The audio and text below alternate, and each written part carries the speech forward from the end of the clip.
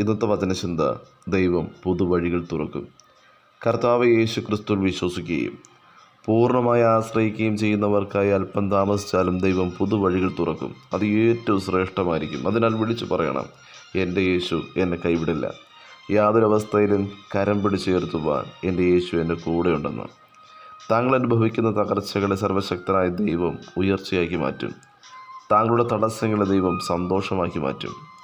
താങ്കളുടെ സങ്കടങ്ങളെ നൃത്തമാക്കി മാറ്റും. താങ്കളുടെ മേലുള്ള പൈശാചിക ബന്ധനങ്ങളെ ദൈവം അഴിക്കും. ശാപങ്ങൾ മാറും. വിശ്വസിക്കുക. അസാധ്യങ്ങളെ സാധ്യമാക്കുന്ന ദൈവകൃപ താങ്കളുടെ മേൽ വ്യാപരിക്കും.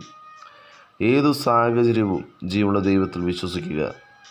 ഭക്തനായ ദാവീദ് കല്ല് പിറക്കുമ്പോൾ ഭക്തനെടുത്ത കല്ലല്ല, ദൈവത്തിലുള്ള വിശ്വാസമാണ് ഗോലിയാത്തിൻ്റെ വാൾ തൻ്റെ കയ്യിലെത്തിച്ചത്.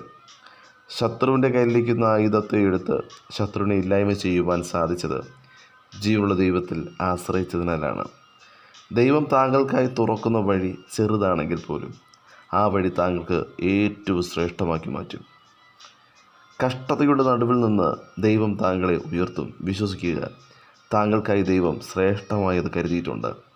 എവിടെയും താങ്കളെ താഴുവാൻ ദൈവം സമ്മതിക്കുകയില്ല. താങ്കൾക്ക് നല്ല ഭാവി നൽകുവാൻ യേശുവിന് കഴിയും.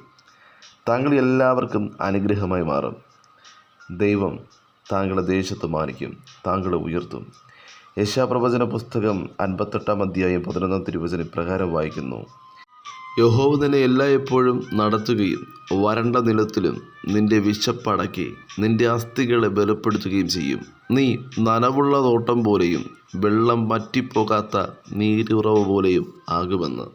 യെശയ്യാപ്രവചന പുസ്തകം 45-ാം അധ്യായം 3-ാം തിരുവചനം പ്രകാരം വായിക്കുന്നു: ഞാൻ നിനക്ക് ഇരുട്ടിലെ നിക്ഷേപങ്ങളെയും മറവിടങ്ങളിലെ ഗുപ്തനിധികളെയും തരുമെന്ന്. ജീവിതത്തിൽ പ്രതീക്ഷിക്കാത്ത തകർച്ചകൾ കടന്നു വരുമ്പോൾ ചോദിച്ചിട്ടില്ല: കർത്താവേ, ഞാൻ തകർന്നു പോയോ എന്ന്. ഇല്ല, കർത്താവിലാണ് താങ്കൾ ആശ്രയിച്ചിരിക്കുന്നതെങ്കിൽ താങ്കൾക്കായി പുതുവഴി ദൈവം തുറക്കും. താങ്കൾ തകരില്ല. കാരണം ഒരിക്കലും കൈവിടാത്ത സർവശക്തനായ ദൈവം താങ്കളുടെ കൂടെയുള്ളതിനാൽ താങ്കളെ തകർന്നു പോകുന്ന സാഹചര്യങ്ങളിൽ നിന്നും കർത്താവ് ഇറങ്ങി വന്ന് വിടിവിക്കുവാനിടയാകും. താങ്കളെ തകർന്ന അവസ്ഥയിൽ നിന്ന് കർത്താവ് എഴുന്നേൽപ്പിക്കും. താങ്കൾക്ക് വേണ്ടി കർത്താവ് യുദ്ധം ചെയ്യും. പുറപ്പാട് പുസ്തകം 14-ാം അധ്യായം 13-ാം തിരുവചനം ഇപ്രകാരം വിളിച്ചു പറയുന്നു: ഭയപ്പെടേണ്ട, ഉറച്ചു നിൽപ്പിൻ. യഹോവ എന്ന് നിങ്ങൾക്ക് വേണ്ടി ചെയ്യുവാനിരിക്കുന്ന രക്ഷ കണ്ടുകൊള്ളുവിൻ. ഇന്ന് കണ്ടിട്ടുള്ള മിസ്രയീമിനെ നിങ്ങൾ ഒരു നാളും കാണുകയില്ലെന്ന്. ദൈവം കൂടെയുണ്ടെങ്കിൽ താങ്കൾ ഒരു നാളും തകർന്നു പോവുകയില്ല. ഭക്തനായ മോശയുടെ ജീവിതത്തിൽ പ്രശ്നങ്ങളെ കണ്ട് ഓടിപ്പോകുന്ന ഒരു മിദ്യാനുണ്ടായിരുന്നുവെങ്കിൽ അതേ പ്രശ്നങ്ങളുടെ മേൽ വാഴുന്ന നിയോഗം കൈമാറുന്ന ഒരു ഹോരേബും ഒരുക്കിയതുപോലെ താങ്കളുടെ ജീവിതത്തിലും ഒരു മിദ്യാനുണ്ടെങ്കിൽ നിയോഗം കൈമാറുന്ന ഒരു ഹോരേബും ദൈവം ഒരുക്കിയിട്ടുണ്ട്. പ്രശ്നങ്ങളുടെ നടുവിൽ മാനുഷികമാകുന്ന കരം താങ്കളെ കൈവിടുമ്പോൾ പ്രശ്നങ്ങളുടെ നടുവിൽ താങ്കളെ കൈവിടാതെ ഉയർത്തുന്നത് ദൈവത്തിൻ്റെ കരമത്രേ. അതുകൊണ്ട് കർത്താവ് തക്ക സമയത്ത് താങ്കളെ ഉയർത്തുവാൻ ദൈവത്തിൻ്റെ ബലമുള്ള കൈക്കീഴെ താഴ്ന്നിരിക്കണം. 2 ദിനവൃത്താന്ത പുസ്തകം 32-ാം അധ്യായം 7-ാം തിരുവചനം പ്രകാരം വായിക്കുന്നു: ഉറപ്പും ധൈര്യമുള്ളവനായിരിപ്പിൻ. അശ്ശൂർ രാജാവിനെയും അവനോട് കൂടെയുള്ള സകല പുരുഷാരത്തെയും ഭയപ്പെടരുത്. അവനോട് കൂടെയുള്ളതിലും വലിയവൻ താങ്കളുടെ കൂടെയുണ്ട്. എത്ര തടസ്സങ്ങളുണ്ടെങ്കിലും താങ്കൾക്ക് മുന്നിൽ തുറക്കേണ്ട വാതിൽ ദൈവം അനുവദിച്ച സമയത്ത് തുറക്കുക തന്നെ ചെയ്യും.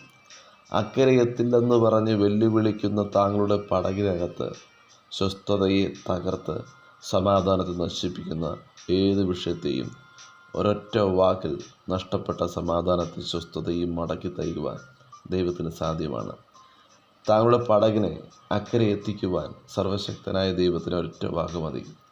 അപ്പോസ്തലപ്രവൃത്തി 4-ാം അധ്യായം 12-ാം തിരുവചനം ഇപ്രകാരം വായിക്കുന്നു: മറ്റൊരുവനും രക്ഷയില്ല. നാം രക്ഷിക്കപ്പെടുവാൻ ആകാശത്തിൻ്റെ കീഴിൽ മനുഷ്യരുടെ ഇടയിൽ നൽകപ്പെട്ട വേറൊരു നാമവുമില്ല.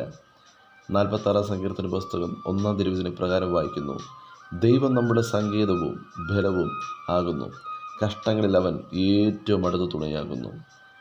പ്രതീക്ഷിക്കാത്ത കഷ്ടതയും പ്രതികൂലവും രോഗവും കടന്നു വരുമ്പോൾ, കടഭാരം തകർച്ച കടന്നു വരുമ്പോൾ താങ്കൾ ഒഴുക്കുന്ന കണ്ണുനീർ വെറുതെയാകുകയില്ല.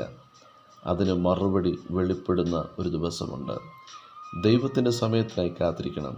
താങ്കളെ തകർക്കുവാൻ യാതൊന്നിനും സാധിക്കുകയില്ല. കാരണം താങ്കളുടെ മേൽ കിടക്കുന്ന വാഗ്ദത്തം മറ്റാർക്കും ഇല്ലാത്തതും വിലപ്പെട്ടതുമാകുന്നു. ദൈവ സാന്നിധ്യം മുറുകെ പിടിച്ച് ദൈവം തുറക്കപ്പെടുന്ന വഴിക്കായി കാത്തിരുന്ന് ദൈവം തുറക്കപ്പെടുന്ന വാതിലൂടെ മുന്നോട്ട് ചലിപ്പാൻ വചനം ശ്രമിക്കുന്ന ഏവർക്കും കർത്താവ് കൃപയും അധികാരവും നൽകുമാറാകട്ടെ. God bless you. ആമേൻ.